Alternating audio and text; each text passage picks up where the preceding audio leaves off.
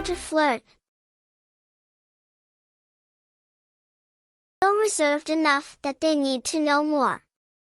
Make them wonder if you're straight or queer. Make them wonder if you're smart or dumb. Make them wonder if you're monogamous or poly. You can show a flash of your true self, of course, but don't reveal too much, not until they're invested in you and you are dating. Here's an example. The other night I was bartending and a guy came in to have a drink before his date, which was at a restaurant nearby. He wanted to take the edge off and ordered a beer. I was like, let me guess, you have a first date tonight? I just knew. Anyway, he unloaded all this shit about the perils of online dating. We laughed. We commiserated a little, just enough that he knew I was single and available-ish. But I didn't share anything about myself, really. I intentionally held back. He doesn't need to know that I'm looking to fall in love, that I'm worried about getting older and not having kids. Hell no. This approach is the polar opposite of being desperate. Who knows what happened on his date, but he followed me on Insta later that night and has since asked me to dinner. Boom. Rule number 1, don't be too aggressive with your eyes. Don't stare. Don't be scary. Let them catch you checking them out, then quickly look away. You're just planting a little seed. And if you're chatting, remember that your eyes are a reflection of your inner life, so if you're truly engaged, it will show in your eyes. Try some light touch. Here's where you have to remember that straight men, specifically, are very simple creatures.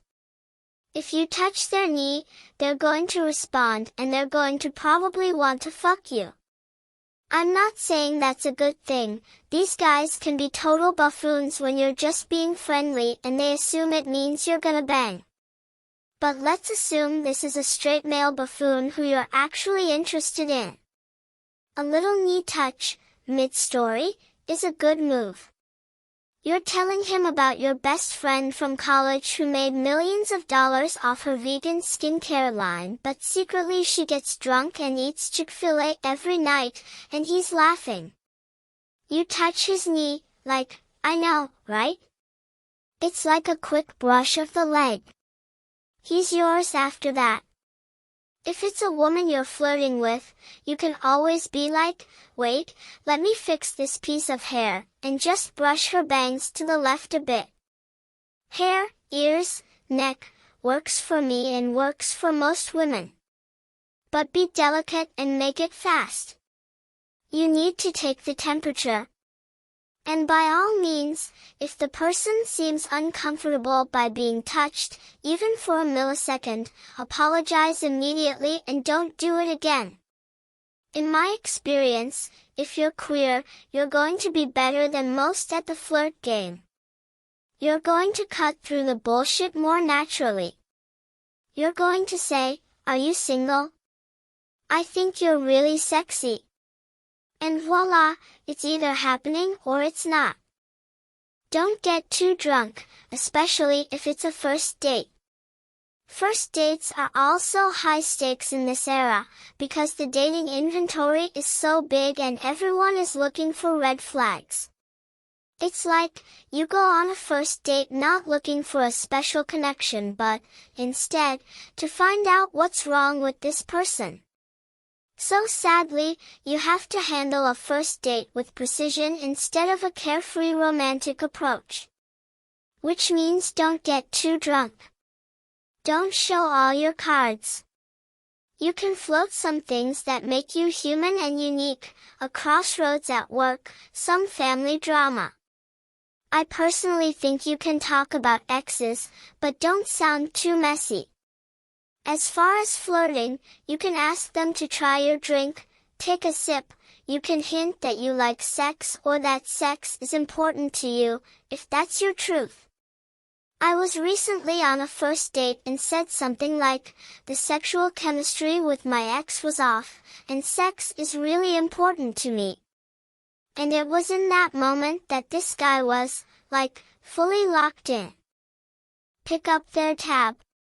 If you like someone, buy them a drink or pay for their dinner. It's simple.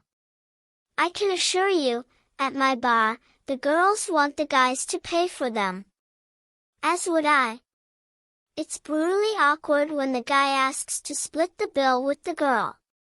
With queer couples, it's usually clear who is going to pick up the bill, or they very seamlessly just split it.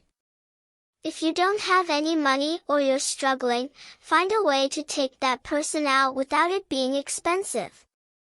I once dated a struggling writer who texted, "I'll be honest, I don't have a lot of money right now, but I'd love to meet you on a pretty park bench and bring you a lemonade." I went on that date. We shared a lemonade. It was wildly romantic.